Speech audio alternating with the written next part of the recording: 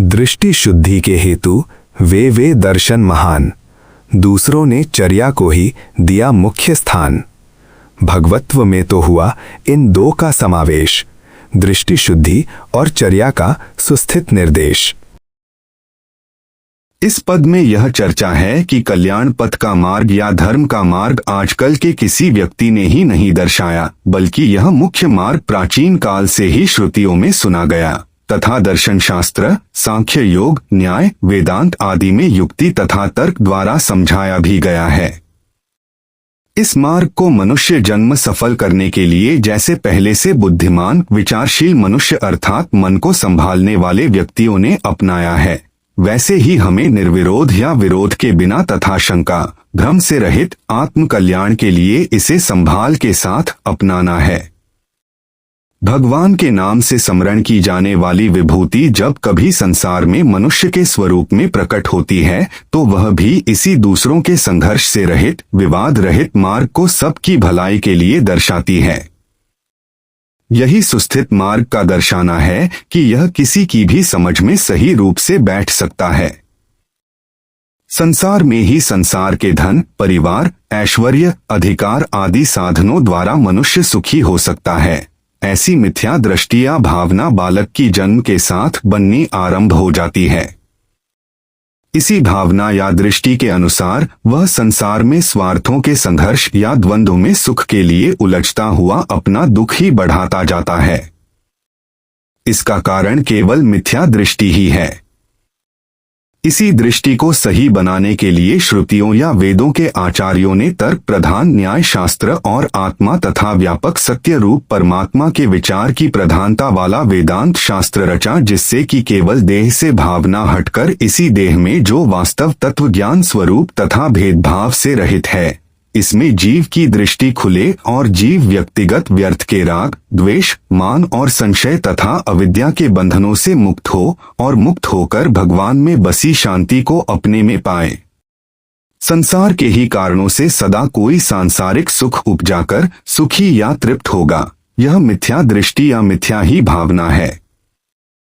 इसी दृष्टि या नजर को रखने वाले के तो राग, द्वेष, संशय, मान आदि ही बंधन बढ़ेंगे, जो कि उस जीव को थोड़ा बहुत खाए पिए या थकावट परेशानी में निद्रा के भी सुख को बिगाड़ेंगे।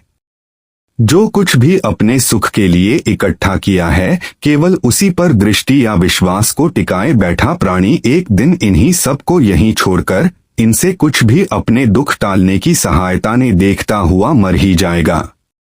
अंत में ऐसे बंधनों वाले में दूसरों की भी प्रीति नहीं रहती। इसी भव्य श्रेष्ठ प्रयोजन के लिए सांख्य और योग शास्त्र के ऋषियों ने चर्या, जैसे कि संसार में चलना चाहिए, को विशेष या मुख्य स्थान दिया है। इन महर्षियों का यह भाव था कि जिन पूर्ण ज्ञानवान तथा शांति सुख के स्रोत रूप भगवान का साक्षात्कार जिन महर्षियों को ध्यान में हुआ, उन्होंने भगवान के स्वरूप में दोनों का ही मेल सुंदर और मधुर अर्थात सुखकारी रूप में देखा। इसलिए हमें भी उनके मार्ग पर चलने के लिए और उनमें बसने वाली शांति और सुख पाने के लिए संसार की मलिन दृष्टि से भी मुक्ति पानी है और उसके साथ साथ जीवन की चर्या भी ऐसी पवित्र बनानी है जिससे कि उसी पूर्व पुरुष या उत्तम पुरुष की सुख, शांति और दुखों से मुक्ति हमें जीवन काल में ही अनुभव में आए। दृष्टिकोण या नजर की शुद्धि से तो हमारी बुद्धि का मैल दूर होगा, जो कि संसार में जन्म पाने से उल्टे उल्टे विश्वासों में खेल रही होती है। यही मिथ्या बुद्धि संसार के ही साधनों से सुख मानने वाली है। यही पुनः इन विश्वासों के कारण सत्य के मार्ग पर चलने के लिए उत्साह ही नहीं रखती। सही दृष्टि से सही प्रेरणा तो मिल जाएगी, परंतु आदतों की शक्ति या तृष्णा बल बनी बैठी है।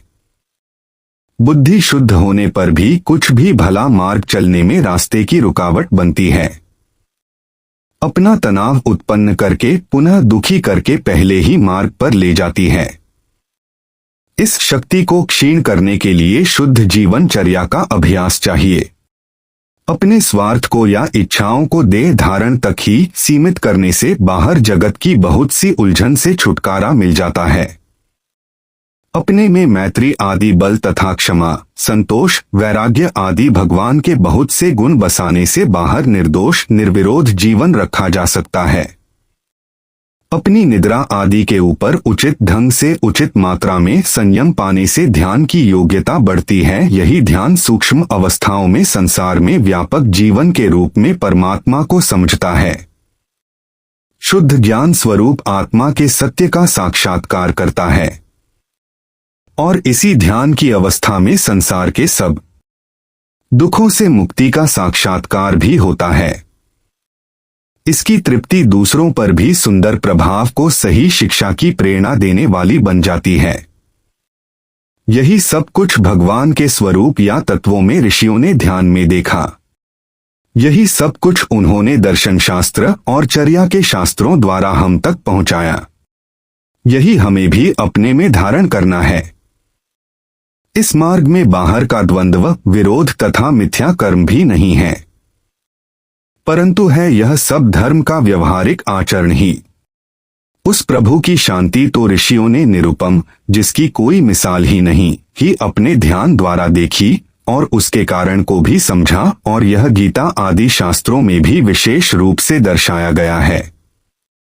परंतु साधारण जन या साधक के लिए पहले यह सब कठिन अवश्य है, परंतु सर्वदा असंभव नहीं।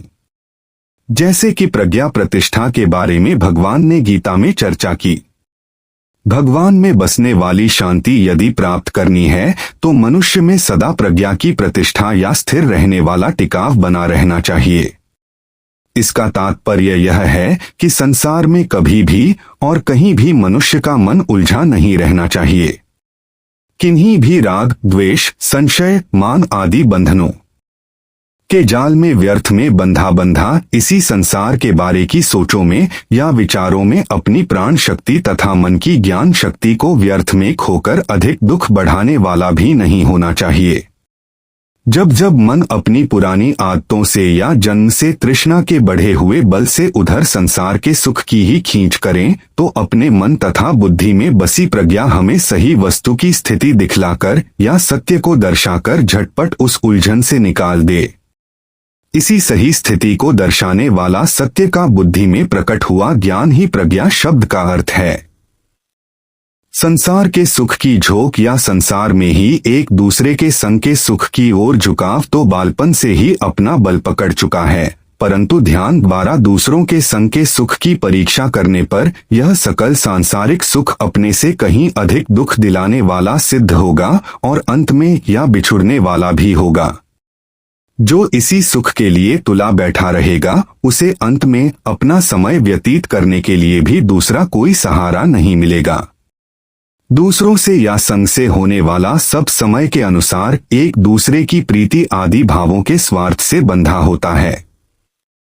ये सब स्वार्थ पूर्ण करते रहने का समय सदा किसी के पास नहीं रहता। मनुष्य अंत में पराधीन ही हो जाता है। ऐसी अवस्था में वह दूसरों को दुखी तो भले करें, परंतु उससे दूसरों का सुख तो होना असंभव ही है। यही सब जीवन के प्रकट सत्य अपने ध्यान में देखें तथा पहचाने गए प्रज्ञा शब्द के अर्थ है।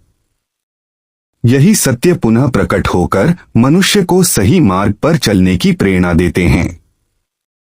उसे अपने आप में या अद्वैत अर्थात भेदभाव रहित आत्मा में ही सुखी होने की प्रेरणा और उत्साह देंगे।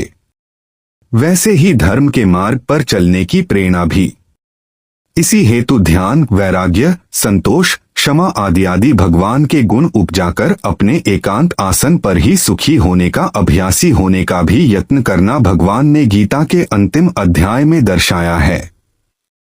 संसार का सुख तो संसार में कर्म करने से मिलेगा, परंतु भगवान ने नैष्कर्म में सुख ही चर्चा की है और उसी का मार्ग भी ध्यान, वैराग्य आदि को बतलाया है। एकांत में ही ध्यान द्वारा अपना समय व्यतीत करने के अभ्यास की ओर भी संकेत किया है। यदि ऐसा अभ्यास नहीं बना तो यह संसार के संग की तृष्णा वाला मन जब अपने आप में अकेला सुख नहीं पाएगा तो दूसरों के संग की और भी लपकेगा। दूसरे संभवतः उसके संग को आकर्षणहीन, वृद्ध या रोग आदि के कारण से नदी चाहें। भाव बिना उनका संग अंत में मन में सुख के स्थान पर खेद और दुख ही प्रकट करेगा। इसीलिए दूसरों के संग का नाना प्रकार के शारीरिक और वाचिक आदि कर्मों से होने वाले सुख पर अपना मन या विश्वास न रखकर जहां ध्यान में सब कर्म शांत हो जाते हैं तथा प्रज्ञा के प्रसाद से जहां मन संसार की सब उलझन से निकलकर अपने में ही शांत जाग रहा है, ऐसी अवस्था में जो सुख आत्मा में प्रकट होता है उसी का भरोसा सदा बता रहे। मृत्यु भी इसे नष्ट नहीं कर सकेगी। जो संसार का या संग का सुख है वह तो अंत में उजड़ेगा ही, और अंत में उसी में प्रज्ञा से रहित मन धनसा उसी की इच्छा रखता हुआ अपने कर्मों के अनुसार न जाने कहाँ दूसरे जन्मों में भी दुखी होगा।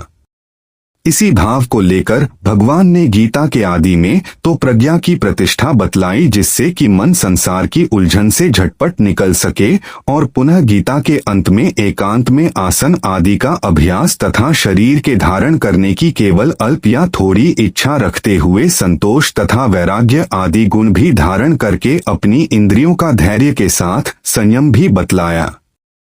उसी संयम को बनाए रखने के लिए तथा सही ज्ञान उपजाने के लिए एकांत में ध्यान से प्रीति, पुनः ध्यान में ही काम, क्रोध, अहंकार और इसी की संतान या संगी साथी जो भी अवगुण हैं उन सब को छोड़ने का यत्न करके भगवान में ही बसने वाली शांति और सुख को पाने का यत्न करने का निर्देश किया।